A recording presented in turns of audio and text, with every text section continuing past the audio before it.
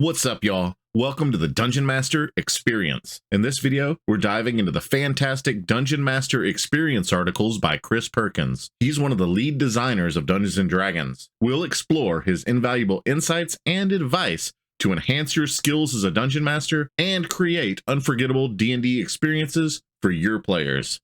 What's up, y'all? This article is called Joy and Sorrow, and it's from June 23rd, 2011.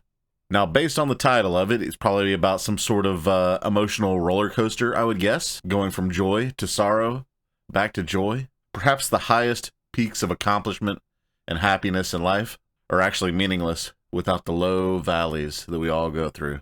I hope everybody out there is actually on a peak or heading up toward a peak right now. But anyway, that's just my guess what this thing's about. We're going to have to read it together and find out what it is.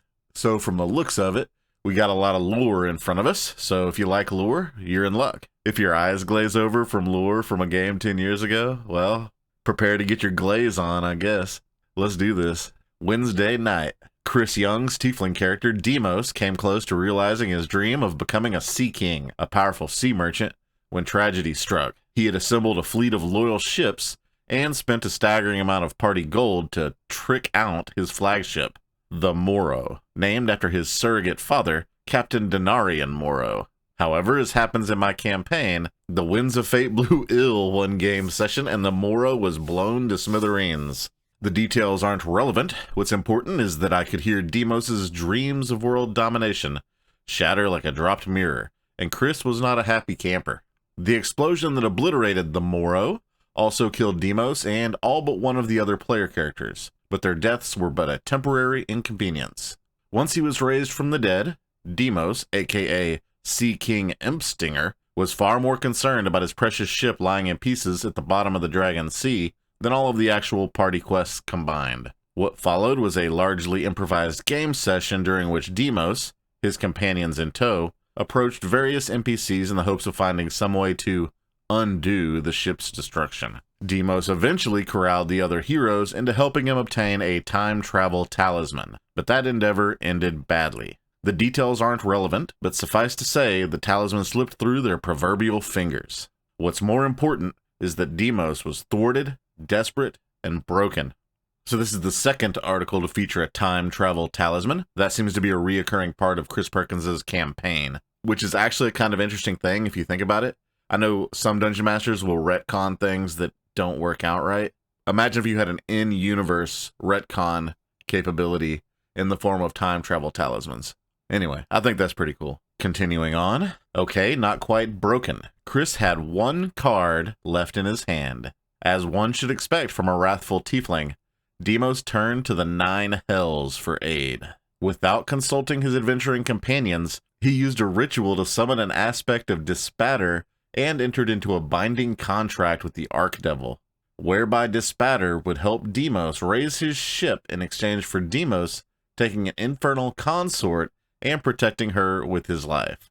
Once the agreement was signed, Dispatter released the soul of a long-dead tiefling archwizard of Baal Terath named Samantha Carnago, who used her formidable magic to raise the Morrow from the depths. As the ship broke the water's surface, it became clear that the vessel had transformed into an infernal aspect of its former self. Iron rails lined with ever-burning torches, sails of black smoke, a flag of burning fire, and the stench of brimstone throughout. It became a constant reminder of the contract that Demos had brokered. Her work done, Samantha returned to the 9 hells, leaving the other characters to ponder what Demos had gotten them into. In the end, Demos' ship was returned to him, but not in the way the players imagined. Chris changed the name of the ship from the Morrow to the Sorrow, and Demos set about hiring a new crew to replace those he'd lost. Several sessions later, Demos returned to find a tiefling woman curled up in his iron-wrought captain's bed. She sat up, smiled, and introduced herself as Tyranny, his infernal consort. As Chris pondered this latest development, the other players squirmed in their chairs. So that covers the lore for this article. To me, it has a very Black Pearl Pirates of the Caribbean feel to it, with the cursed ship coming back from the depths, empowered and fueled by the 9 hells. So you can tell here, Chris, as the Dungeon Master, saw that player really wanted that ship. So he worked out a really cool way to actually just give it back to him, but at a huge, huge cost, not only to himself, but to the group as a whole.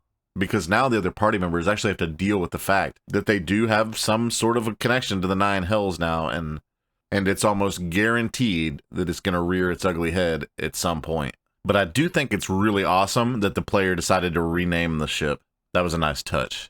But anyway, let's see what Chris Perkins has to say about giving the ship back to his player here. The DM giveth and the DM taketh away, and vice versa. Every campaign needs moments when the heroes feel like they're on top of the world, times when things seem to be going their way. These are the moments when their carefully laid plans go off without a hitch, when the battle is made easier because they have the advantage. As a counterpoint, the campaign also needs those deep, dark nadirs when the players are convinced you hate them for some unspeakable reason.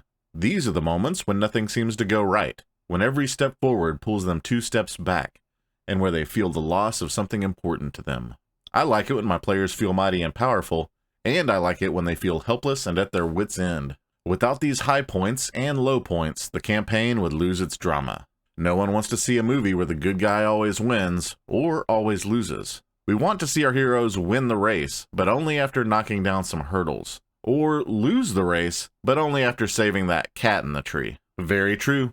Almost every movie you can think of that is pretty exciting and successful has a point that's actually somewhat near the end of the movie, where all hope is lost, and it's a low point in the movie. And one of the things that always sticks out to me when thinking about this kind of thing in the realm of storytelling is in the movie, I believe it's Toy Story 3, when all the characters are on the conveyor belt going down and towards a furnace or something like that, or a crusher, something of that nature. And it really seems like, how in the heck are these characters going to get out of this? It's the lowest point. There's nothing that can happen. But when they get out of it, it's all that much more exciting. And the final showdown victory feels earned because they didn't just cakewalk all over everything with ID Spiss Pop D or whatever cheat code, They actually had to dig themselves out of somewhat of a hole to get out just back to base level, to get up and fight the final confrontation and achieve victory and resolution of the story. But anyway, maybe digressing a little bit, that's what we're here for, right? To talk about things, I guess, on YouTube. Moving on. I know many dungeon masters who are terrified to give their players ships, strongholds, and other gifts for fear that the campaign will run off the rails and explode like a train carrying rocket fuel. I know other dungeon masters who give their players a veritable Death Star, only to then stand back and watch helplessly as the heroes blow their campaigns to dust. I don't have any problem giving my players really cool toys to play with, because ultimately, I know that everything in my campaign can be used to tell a story, and the social contract I have with my players allows me the flexibility to do nasty things to fuel quote-unquote good drama. When the Moro explodes, Deimos loses more than his ship. He also loses his moral compass. He eventually wins back the ship, which is the most important thing in the world to him. But ask the other players and they'll tell you, he never found his moral compass. That realization, coupled with the presence of the infernal consort, sets the stage for even more drama in future sessions. Ultimately, my job as the Dungeon Master is to propel the story forward and make my players happy. I can be brutal and savage to the characters, as long as my players know that the winds of fate will eventually blow in their favor. It's part of the social contract that you sign with the players at the start of your campaign. The same social contract that says everyone at the table will respect one another. If the social contract you have is anything like mine, your players will accept a certain amount of torment and abuse in exchange for the promise of happiness, however fleeting. There's a certain amount of improvisational skill required to pull off great drama in a game session. Case in point. When the Moro blew up, I had no idea that Chris Youngs would have his character make a deal with the devil. I was just as surprised as everyone else at the table. It took a fair bit of improvisational skill to devise the terms of the contract on the spot. An expert dungeon master embraces those wonderful moments when the actions of the player characters propel the story forward. And anytime I can introduce a new NPC for the heroes to interact with, I jump on it. Even if she's a vile succubus passing herself off as a seductive tiefling. I won't lie to you, narrative improvisation comes with experience. However, when I'm stuck and nothing springs to mind, I turn to TV's storytelling masters and ask myself, what would Joss Whedon do? What would Alan Ball do? Or what would Ronald D. Moore do? You'd be surprised how well that works. Very important point here. Obviously, pulling stuff out of your ass is a skill that develops over time. Some people start with a medium or high capacity to do it, and some people start with a low or non-existent capacity to do it.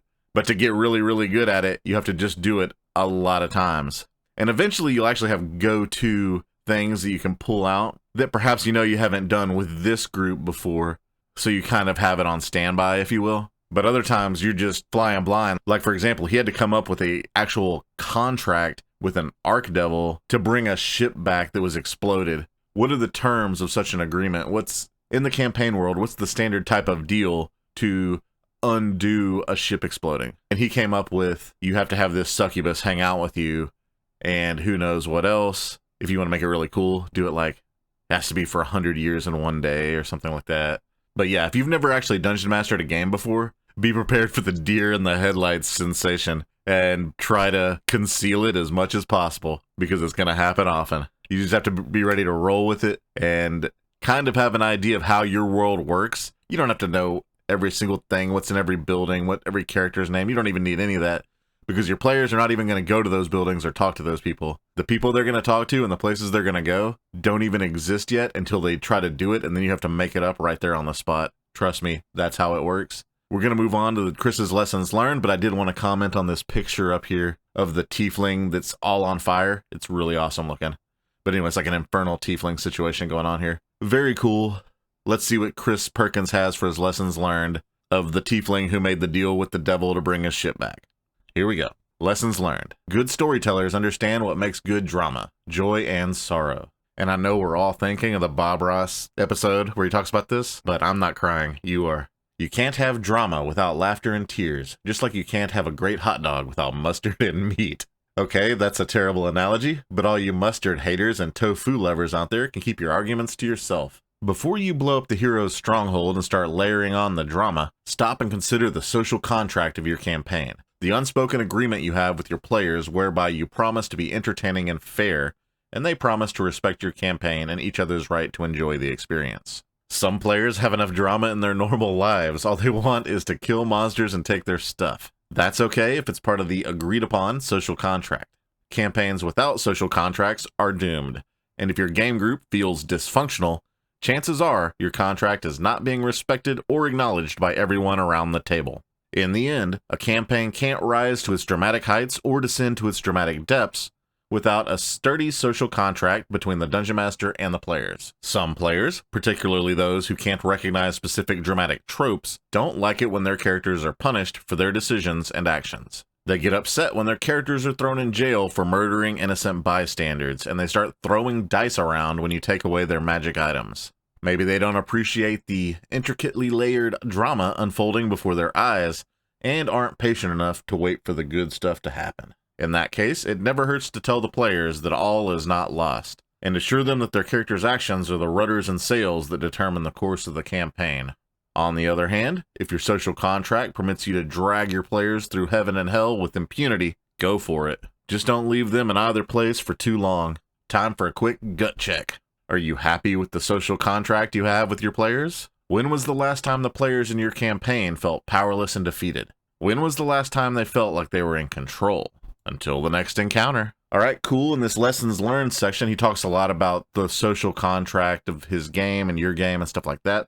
I think pretty much what he's getting at here, reading between the lines, is that you have to be able to inflict consequences or negative things upon the players in the party without the party losing their trust in you as a dungeon master and essentially accusing you or being bitter about it and thinking maybe you did the good old-fashioned DM screw job, which if you played when you were younger with younger dungeon masters or on the playground or in high school or whatever, you knew how some of those dungeon masters were, and you might have been that guy too, to be honest with you. There was a whole lot of, not like rocks fall, you die, but you know, maybe that there was a poison needle, roll versus death, you lose your character, yada yada. You know, call it adversarial or call it what you will, but my take on it here is that he's talking about the players need to trust the dungeon master to be a good steward of their fun, if you will, rather than basically being a jerk, I guess. But anyway, that's it for this article. Thanks for watching the video. I hope you enjoyed it. If you made it here to the end, click the like button. It helps me out a lot, you know. Oh, and I almost forgot to mention, this is the 19th article in this series, and I'm putting them all in a playlist on my channel. And in fact, I'm going to link that playlist in the description to the video. So if you're interested in all these articles, you want to watch them, listen to them, what have you, in the order that they came out, there's a playlist. Anyway, see ya.